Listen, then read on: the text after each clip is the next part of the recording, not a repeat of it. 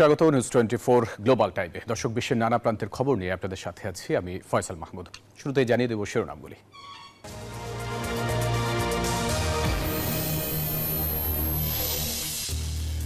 কানাডাকে যুক্তরাষ্ট্রের অংশ দেখিয়ে নতুন মানচিত্র প্রকাশ ট্রাম্পের। অটোয়াকে মার্কিন অঙ্গরাজ্য বানানোর সুযোগই নেই বললেন ট্রুডো। তিব্বতে শক্তিশালী ভূমিকম্পে নিহতের সংখ্যা বেড়ে 126, 3000 বাড়িঘর বিধ্বস্ত। ধ্বংসস্তূপের নিচে বাঁচার আকুতি, চলছে উদ্ধার তৎপরতা। এবং তুষার ঝড়ের সঙ্গে ভয়াবহ দাবানলের কবলে যুক্তরাষ্ট্র, পড়ছে লস অ্যাঞ্জেলেস। জরুরি অবস্থা জারি, 30,000 বাসিন্দাকে সরে যাওয়ার নির্দেশ। Rainbow Paints, the color of joy. দেখছিলেন শিরোনামগুলো। শব্দের আরেক নাম, একদম ইউনিক স্ট্রাকচারাল ডিজাইনের কসমিক ডোর। এর ওয়াল থিকনেস ও রিপ থিকনেস বেশি থাকায় থেকে 50 বছরেরও বেশি। কসমিক ডোর, নিশ্চিন্তে 50 বছর। এবারে পুরো খবর। কানাডাকে যুক্তরাষ্ট্রের অংশ দেখিয়ে নতুন মানচিত্র প্রকাশ করেছেন নবনির্বাচিত মার্কিন প্রেসিডেন্ট ডোনাল্ড ট্রাম্প। এই ঘটনায় পদত্যাগের ঘোষণা দেয়া কানাডার প্রধানমন্ত্রী জাস্টিন ট্রুডো তাৎক্ষণিক প্রতিক্রিয়ায় বলেন, কানাডা কখনো যুক্তরাষ্ট্রের অংশ হবে না। স্থানীয় সময় মঙ্গলবার 7 জানুয়ারি ডোনাল্ড ট্রাম্প তার সামাজিক যোগাযোগ মাধ্যম ট্রুথ প্ল্যাটফর্মে একটি মানচিত্র শেয়ার করেন। ক্যাপশনে তিনি লেখেন, ও কানাডা। সেখানে যুক্তরাষ্ট্র এবং কানাডাকে এক দেশ হিসেবে দেখানো হয়েছে। রাজ্য সীমানা মুছে ফেলা হয়েছে এবং লেখা হয়েছে ইউনাইটেড স্টেটস। ট্রাম্প আরো বলেন, কানাডা ও যুক্তরাষ্ট্র এক হবে। কানাডার সামরিক ব্যয় নিয়ে বলেন, তাদের সেনাবাহিনী খুব ছোট, তারা মার্কিন সেনাদের উপর নির্ভরশীল। যুক্তরাষ্ট্রের সঙ্গে কানাডাকে একীভূত করতে তিনি সামরিক শক্তি প্রয়োগ করবেন কিনা সাংবাদিকদের এমন প্রশ্নের জবাবে ট্রাম্প বলেন, না, তিনি অর্থনৈতিক শক্তি প্রয়োগ করবেন। এদিকে ট্রাম্পের এমন বক্তব্যের প্রতিবাদ করেন কানাডার প্রধানমন্ত্রী জাস্টিন ট্রুডো। কানাডা কখনোই যুক্তরাষ্ট্রের অংশ হবে না বলে জানিয়ে তিনি বলেন, যুক্তরাষ্ট্র এবং কানাডা একে অপরকে সবচেয়ে বড় বাণিজ্যিক ও নিরাপত্তা সহযোগী। এতে দুই দেশের কর্মী ও সমাজ উপকৃত হচ্ছে, কিন্তু কানাডা কখনো যুক্তরাষ্ট্রের অংশ হবে না। কানাডার পররাষ্ট্রমন্ত্রী মেলানি জোলি অভিযোগ করেন, কানাডা কখনোই এই ক্ষেত্রে পিছু হটবে না। কানাডার চরিত্র বুঝতে পারেননি ট্রাম্প। এর আগে 6 জানুয়ারি সোমবার অটোয়ার নিজ বাসভবনের বাইরে এক সংবাদ সম্মেলন করে কানাডার প্রধানমন্ত্রীর পদ থেকে পদত্যাগের ঘোষণা দিয়েছেন Justin Trudeau. Chandrani Chandra, news 24। এই যে আমার ব্যাংক আরএফএল গ্যাস স্টোভ, এর সায়েন্টিফিক নজল আর ব্রাশ বার্নার তাপকে সমানভাবে ছড়িয়ে খরচ বাঁচায় 25%। আরএফএল গ্যাস স্টোভ নিরাপদ ও গ্যাস সাশ্রয়ী।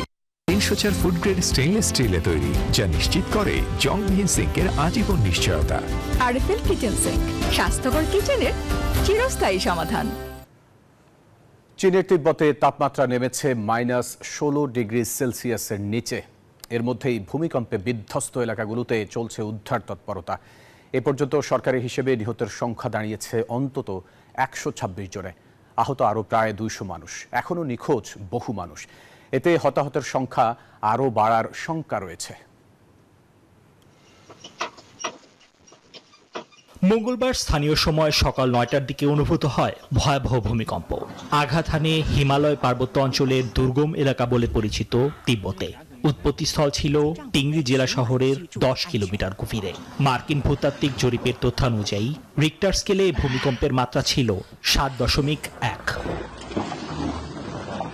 ভূমিকম্পে এরই মধ্যে প্রাণহানি হয়েছে শতাধিক মানুষের। আহত হয়েছেন প্রায় 200। 3000-এর বেশি বাড়িঘর ধসে পড়েছে। নিখোঁজ রয়েছেন বহু মানুষ। বিচ্ছিন্ন হয়ে গেছে সড়ক যোগাযোগ।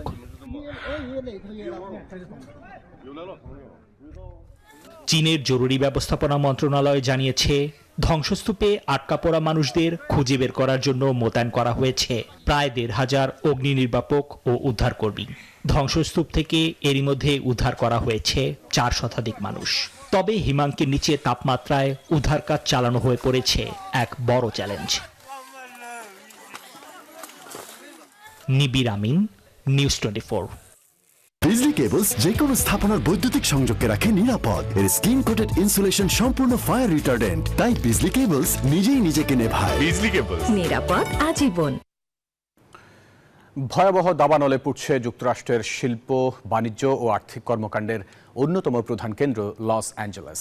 এরই মধ্যে পুড়ে গেছে 1200 একরের বেশি এলাকা। মঙ্গলবার স্থানীয় সময় সকাল প্রায় 10:30টার দিকে আগুনের সূত্রপাত হয়। ঘণ্টায় 50 মাইল গতির দমকা বাতাস এবং অবিশ্বাস্যভাবে শুষ্ক অবস্থার কারণে ব্যাপকভাবে ছড়িয়ে পড়েছে আগুন। বহু বাড়িঘর ও যানবাহন ভস্মীভূত হয়ে গেছে। পরিস্থিতি বিবেচনায় 30,000-এরও বেশি মানুষকে নিরাপদ স্থানে সরিয়ে নেওয়া হচ্ছে। আগুনের হুমকির মুখে রয়েছে 13,000 ভবন। এরই মধ্যে লস অ্যাঞ্জেলেসে ঘোষণা করা হয়েছে জরুরি অবস্থা।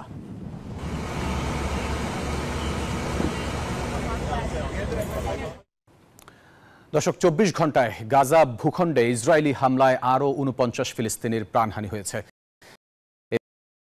এতে উপত্যকাটিতে মোট প্রাণহানি প্রায় 45,900 জনে পৌঁছালো। এরই মধ্যে গাজার যুদ্ধোত্তর সরকার গঠন নিয়ে যুক্তরাষ্ট্র ও ইসরায়েলের সঙ্গে আরব আমিরাত গোপন আলোচনা চালাচ্ছে বলে তথ্য দিয়েছে রয়টার্স। এদিকে মার্কিন প্রেসিডেন্ট হিসেবে দায়িত্ব গ্রহণের সময়ের মধ্যে গাজায় আটক জিম্মিরা মুক্তি না পেলে মধ্যপ্রাচ্যে তাণ্ডব চালানোর হুমকি দিয়েছেন ডোনাল্ড ট্রাম্প।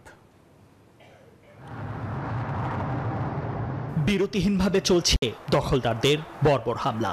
অবরুদ্ধ গাজা উপত্যকায় 24 ঘন্টায় ঝরে গেল শিশুসহ আরও অর্ধশত ফিলিস্তিনির প্রাণ। মোট প্রাণহানি প্রায় 45,900 জনে পৌঁছে গেল, আহত আরও লক্ষাধিক। উপত্যকা জুড়ে আক্রমণ আরও জোরদার করছে ইসরায়েল। এমন পরিস্থিতিতে গাজায় যুদ্ধ পরবর্তী অস্থায়ী শাসন ব্যবস্থা নিয়ে যুক্তরাষ্ট্র ও ইসরায়েলের সঙ্গে গোপন আলোচনা চালিয়ে যাচ্ছে সংযুক্ত আরব আমিরাত। বেশ কয়েকজন পশ্চিমা কর্মকর্তাদের বরাতে বুধবারে তথ্য দিল রয়টার্স। এদিকে নবনির্বাচিত মার্কিন প্রেসিডেন্ট ডোনাল্ড ট্রাম্প ফ্লোরিডায় এক সংবাদ সম্মেলনে সতর্কবার্তা দিলেন, তার দায়িত্ব গ্রহণের সময়ের মধ্যে হামাস যদি বন্দীদের মুক্ত না করে তাহলে শুরু হবে তাণ্ডব। আমি কার্যালয়ে ঢোকার আগেই যদি জিম্মিরা ফিরে না আসে তবে মধ্যপ্রাচ্য নরকে পরিণত হবে, হামাসের জন্য ভালো হবে না। ট্রাম্পের এই বক্তব্যকে গাজায় সম্ভাব্য মার্কিন সামরিক হস্তক্ষেপের হুমকি হিসেবে দেখছেন অনেকেই। নিবির আমিন, নিউজ 24। গাজা উপত্যকায় চলমান ইসরায়েলি হামলা থেকে রক্ষায় তাঁবুর নিচে একটি বড় গর্ত খনন করে থাকছেন বাস্তুচ্যুত একটি গাজান পরিবার। নতুন বছরে তাদের একটাই চাওয়া, বন্ধ হোক যুদ্ধ, জীবন হোক আগের মতোই স্বাভাবিক। ইসরায়েলের বোমার হামলার ভয়ে গাজার দেইর আল বালাহে তাঁবুর ভেতরে একটি বড় গর্ত খনন করে বসবাস করছেন এক অসহায় বাসিন্দা। পরিবারের 10 সদস্যকে নিয়ে চলমান যুদ্ধের মধ্যে জীবনকে একটু সহজ ও নিরাপদ করতে কাজ করে যাচ্ছেন বাস্তুচ্যুত 37 বছর বয়সী ওবায়েদ। তাঁবুর ভেতরকার এই গর্ত তার পরিবারকে কিছুটা হলেও রক্ষা করবে নেতানিয়াহু বাহিনীর হামলা থেকে। খাদ্য, নিঃশ্বাস, বাতাসে যুদ্ধ শব্দটি সহজ নয়, কঠিন এবং বেদনাদায়ক। শত অনিশ্চয়তার মধ্যেও তিনি চেষ্টা চালিয়ে যাচ্ছেন হাতের কাছে যা কিছু আছে তা দিয়েই পরিবারের 10 সদস্যের ভোগান্তি কিছুটা হলেও কমাতে। তাঁবুর পাশেই ছোট জমিতে শাকসবজি ফলিয়েছেন পরিবারের খাদ্যের চাহিদা মেটাতে।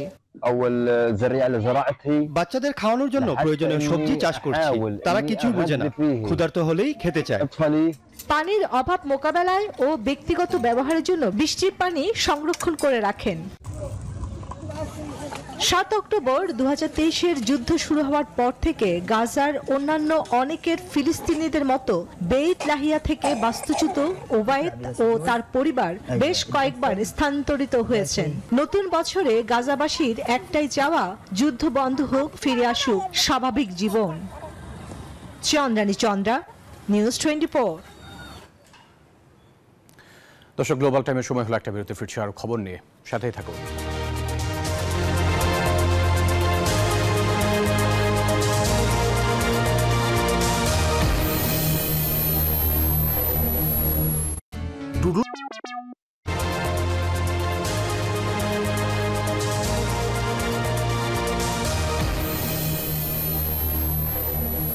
বিরতির পর আবার স্বাগত গ্লোবাল টাইমে। ইউরোপীয় ইউনিয়নের অন্তর্ভুক্ত দেশগুলোতে ফেসবুকের মূল প্রতিষ্ঠান মেটার ফ্যাক্ট চেকিং প্রোগ্রাম বাতিল করলে প্রযুক্তি জায়ান্টটিকে জরিমানার হুমকি দিয়েছে ইইউ কমিশনে প্রযুক্তি বিষয়ক মুখপাত্র থমাস রেগনিয়ার বলেছেন, যদি মেটা ইইউর ডিজিটাল পরিষেবা আইন মেনে চলতে ব্যর্থ হয় তবে তারা প্রতিষ্ঠানটিকে জরিমানা করতে পারেন।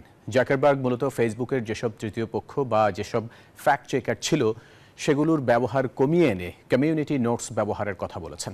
অর্থাৎ এখন থেকে এক্ষেত্রে ব্যবহারকারীর মতামতকে বেশি গুরুত্ব দেবে মেটা। জাকারবার্গের এমন ঘোষণা নিয়ে ইউরোপের বিভিন্ন দেশে সমালোচনা হচ্ছে।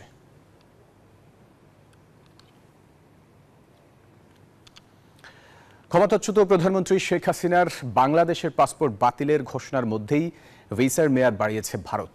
ভারতের সংশ্লিষ্ট কর্মকর্তাদের বরাতে হিন্দুস্তান টাইমস জানিয়েছে এই সিদ্ধান্ত শুধুমাত্র ভারতে তার অবস্থান সহজ করার জন্যই নেওয়া হয়েছে।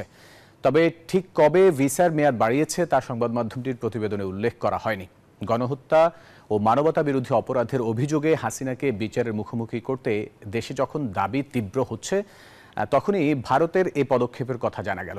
গণহত্যা ও মানবতা বিরোধী অপরাধের অভিযোগে শেখ হাসিনাকে বিচারের মুখোমুখি করতে গেল মাসের 23 ডিসেম্বর নয়াদিল্লির কাছে আনুষ্ঠানিকভাবে প্রত্যর্পণের অনুরোধ জানিয়েছে ঢাকা।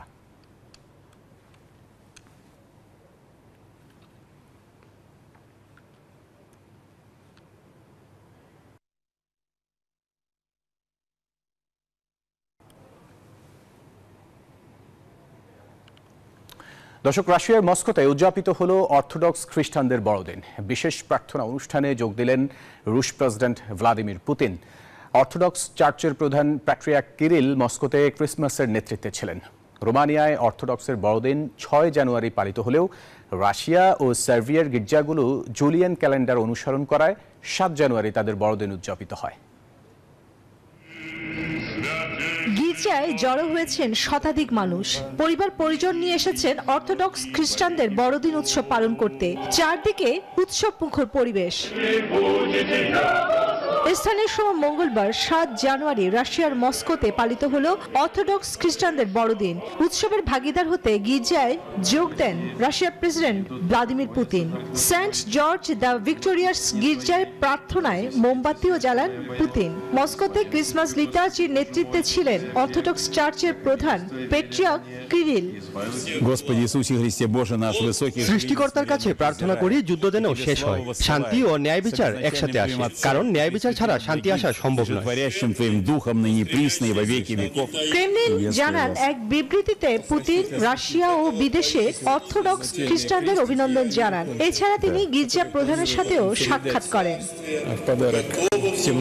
সার্বিয়াতেও জাঁকজমকভাবে দিনটি পালিত হয়েছে। বিশেষ প্রার্থনা উৎসব রোমানিয়া, বুলগেরিয়া 6 জানুয়ারি পালিত হলেও রাশিয়া ও সার্বিয়ায় গির্জাগুলোতে জুলিয়ান ক্যালেন্ডার অনুসরণ করায় 7 জানুয়ারি তাদের উদযাপিত হয়। অনেক অর্থোডক্স খ্রিস্টান 6-7 জানুয়ারি ক্রিসমাস উদযাপন করে। চন্দ্রানী চন্দ্রা, নিউজ 24।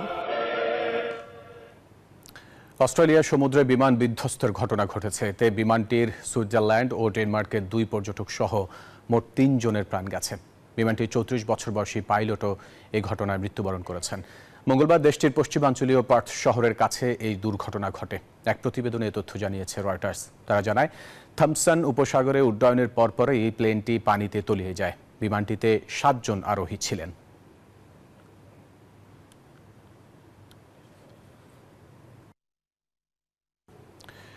মেক্সিকোর সাধারণ নাগরিকদের কাছ থেকে অস্ত্র উদ্ধারে নতুন পরিকল্পনা নিচ্ছে দেশটির সরকার। অবৈধ মেশিনগান ও অ্যাসাল্ট রাইফেল সহ আগ্নেয়াস্ত্র উদ্ধারে সর্বোচ্চ $1,300 আর্থিক প্রণোদনার চিন্তা করছে দেশটি। সম্প্রতি প্রকাশিত মেক্সিকোর সরকারি গেজেটে আর্থিক প্রণোদনার বিষয়টি উল্লেখ করা হয়েছে। মেক্সিকোতে সহিংস অপরাধ কমাতে দেশের নাগরিকদের নিরস্ত্র করাটা জরুরি মনে করছে তারা। এতে বলা হয়েছে, রিভলভার জমা দিলে $430, AK-47 রাইফেল জমা দিলে $1,200 এবং মেশিনগান জমা দিলে $1,300 দেওয়া হবে। মেক্সিকোতে অস্ত্র কেনাবেচা কঠোরভাবে নিয়ন্ত্রণ করা হয়েছে। তাই দেশটির সরকার যুক্তরাষ্ট্রের দিক থেকে সীমান্তে অস্ত্র পাচার মোকাবেলায় কঠোর পদক্ষেপ নিতে বারবার ওয়াশিংটনের প্রতি আহ্বান জানাচ্ছে। পাশাপাশি এই প্রণোদনার কথা ভাবছে।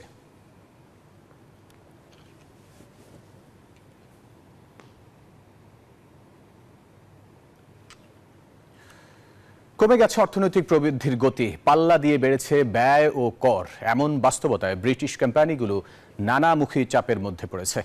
পরিস্থিতি সামাল দিতে আগামী 3 মাসের মধ্যে পণ্য ও পরিষেবার দাম বাড়াবে অর্ধেকেরও বেশি ব্রিটিশ কোম্পানি।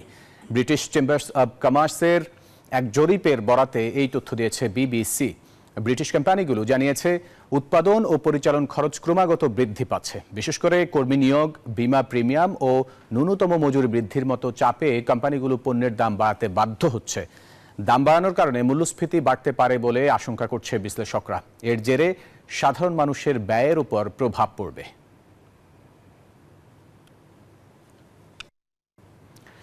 লেবাননে যুদ্ধ পরিস্থিতি অনেকটা স্বাভাবিক হওয়ায় বৈরুতে বাংলাদেশ দূতাবাসে গতি ফিরতে শুরু করেছে। এরই মধ্যে প্রবাসীদের এমআরপি পাসপোর্ট নবায়ন, ই পাসপোর্ট কার্যক্রম সেবাসহ নানা আয়োজনে আন্তর্জাতিক অভিবাসী দিবস ও জাতীয় প্রবাসী দিবস পালন করছে বাংলাদেশ দূতাবাস। যুদ্ধকালীন সময়ে সাহসিকতার সঙ্গে কাজ করায় প্রবাসী সাংবাদিকদের সম্মাননাও দেওয়া হয়েছে। লেবানন থেকে মিলন খানের তথ্যছবিতে ডেস্ক রিপোর্ট। প্রবাসীদের অধিকার আমাদের অঙ্গীকার, বৈষম্যহীন বাংলাদেশ আমাদের সবার। এই প্রতিপাদ্যকে সামনে রেখে লেবাননের বৈরুতে ক্লাসিকো স্টেডিয়ামে বাংলাদেশ দূতাবাসের উদ্যোগে পালিত হল আন্তর্জাতিক অভিবাসন দিবস ও জাতীয় প্রবাসী দিবস 2024। অনুষ্ঠানে সর্বোচ্চ রেমিটেন্স প্রেরণকারী প্রবাসীদের মাঝে সার্টিফিকেট, ক্রেস্ট ও সম্মাননা পুরস্কার তুলে দেন লেবাননে নিযুক্ত বাংলাদেশের রাষ্ট্রদূত air vice marshal Javed Tanvir Khan. বাংলাদেশি ভাই ও বোন তার পরিবারকে বাংলাদেশে রেখে একটা বিদেশের একটা মাটিতে একটা অন্য পরিবেশে, অন্য সংস্কৃতির মধ্যে উদয়ন্ত কাজ করে অর্থ উপার্জন করেন, দেশে অর্থ প্রেরণ করেন। তার যে অধিকার সেটাকে নিশ্চিত করার দায়িত্ব অবশ্যই আমাদের। এ সময় লেবাননের যুদ্ধ চলাকালীন অবস্থায় সাহসিকতার সাথে কাজ করার স্বীকৃতি হিসেবে লেবাননে প্রবাসী সাংবাদিকদের হাতে সম্মাননা পুরস্কার তুলে দেন রাষ্ট্রদূত। এই তালিকায় নিউজ 24 এর প্রতিনিধি মিলন খানও রয়েছেন। পুরস্কার বিতরণ শেষে রাষ্ট্রদূত প্রবাসীদের বিভিন্ন প্রশ্নের উত্তর দেন, সেই সঙ্গে আশ্বস্ত করেন প্রবাসীদের সেবা কার্যক্রম আরও গতিশীল করার। Desk report, news 24। দর্শক, এই ছিল গ্লোবাল টাইমে। এতক্ষণ সাথে থাকার জন্য ধন্যবাদ সবাইকে।